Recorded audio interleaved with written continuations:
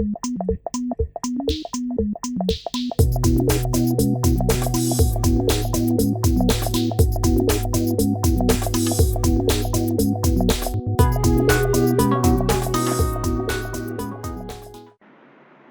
buenos días. En este siguiente video vamos a trabajar con el tema de plantas medicinales.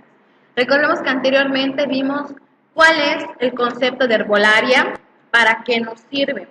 Ahora nosotros vamos a trabajar con plantas medicinales, que viene siendo similar al tema que abarcamos anteriormente. ¿Sí? Para ello, el conocimiento de las plantas medicinales es milenario, quiere decir que ha trascendido de generación gracias a las tradiciones. Se considera que nuestros antepasados obtuvieron el conocimiento de esas especies después de distinguir entre las que servían para comer y las que tenían un efecto en el organismo, por lo que a partir de esto se empezaron a diferenciar y seleccionar cuáles son las plantas que me van a servir para poder alimentarme y cuáles son aquellas que me van a ayudar, en este caso, a poder sanar alguna enfermedad. A lo mejor y podemos hacer una fusión, tanto el fruto como la planta nos pueden servir para lo mismo, entonces en eso se va a ir diferenciando, o a eso se empezó a diferenciar para poder seleccionar y conocer. Actualmente en México, la importancia de las plantas medicinales no solo radica en su riqueza como parte de la cultura, sino también en el conocimiento científico que se genera a partir de su estudio y del análisis que se genera en cuestiones ecológicas, geográficas, culturales, farmacológicas y químicas que constituyen el contexto global. En esta parte, nosotros ya, o las personas que se dedican a crear, ahora sí que medicamentos, utilizan ciertas plantas o ciertos nutrimentos para poder crear lo que viene siendo un medicamento. De esta manera, se comparte ese estudio, se generaliza. Entonces, esto tiene cierta importancia en el ámbito farmacéutico. A lo mejor y es una medicina natural o un medicamento natural, es lo que nos va a ayudar a nosotros a poder sanar o estar bien. Para que una planta sea considerada medicinal, tiene que tener propiedades curativas o preventivas para algún padecimiento. Recuerden, tengo que identificar cuál es la planta. No puede agarrar cualquier tipo de hoja porque a lo mejor puede ser tóxico y me puedo lastimar el estómago o, en este caso, a quien esté consumiendo. Entonces es importante diferenciarlas, saber cuál me van a servir para un medicamento y cuáles no. Sin embargo, no necesariamente toda la planta tiene que cumplir con esas características. Puede que algunas veces sea solo utilizada una parte de ella, tanto el fruto como la raíz o la corteza. Lo que les mencionaba anteriormente. Puede ser que la raíz me pueda servir o el fruto, o hacer una infusión de las dos. Entonces es muy importante diferenciar o saber distinguir cuál es la parte que yo necesito para poder hacer este remedio. El empleo de las plantas en cuanto a terapia de curación tiene su origen en los pueblos asiáticos como China. Esta se remota a 8.000 años antes de Cristo, entre los egipcios y hebreos a 3.000. No obstante, es con los griegos cuando empieza a difundirse de manera concreta en el mundo occidental los usos medicinales de determinadas plantas curativas. Recordemos que tienen un cierto apogeo en la cultura egipcia. Recordemos que en el tema pasado abarcamos un poquito de ello, se mencionó. Entonces aquí ya nos vamos y nos centramos para identificar quiénes tienen esta terapia de curación. Posteriormente a nuestro país llega junto con los españoles un caudal de conocimientos médicos, como los remedios de origen vegetal, mismos que se combinan en forma integral con las especies nativas usadas en estos tiempos por los TIC o médicos indígenas.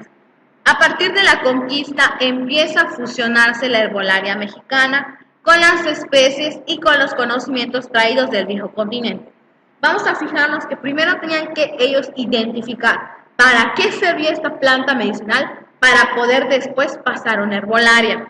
Entonces, a partir de lo que viene siendo los conocimientos y la llegada de los españoles con nuevos condimentos u organismos, entonces eso es lo que empieza a fusionar y se puede implementar lo que es una herbolaria. La medicina prehispánica, al igual que la primitiva europea, estuvo íntimamente vinculada a la religión y a la magia. Recordemos que puede ser a lo mejor que por Dios me va a crear su religión, ¿no? A Dios, a Alá, a lo que general sea, ¿no? Entonces, a lo mejor y se vinculaba mucho, ¿no? Que si yo lo tomo, vamos a Dios a lo mejor de la lluvia o algo así, vamos a formar, ¿no? Entonces, la magia, ¿no? Que mágicamente me voy a curar bien solo por tomar, ¿no? Entonces, esa era la vinculación, ¿no? Que se tenía anteriormente. De manera que los pueblos mesoamericanos pudieron asociar e identificar cualidades y poderes de plantas, animales y elementos de su naturaleza, a los que de las especies vegetales introducidas por los europeos, incluyendo las traídas por naturistas y otros viajeros, las cuales han aportado nuevos conocimientos a la medicina local.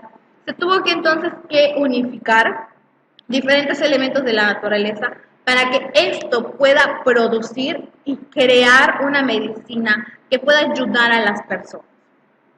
Con la llegada de los españoles a México en el siglo XVI, se solicita que el vasto conocimiento del país sea escrito, creando documentos importantes sobre el tema.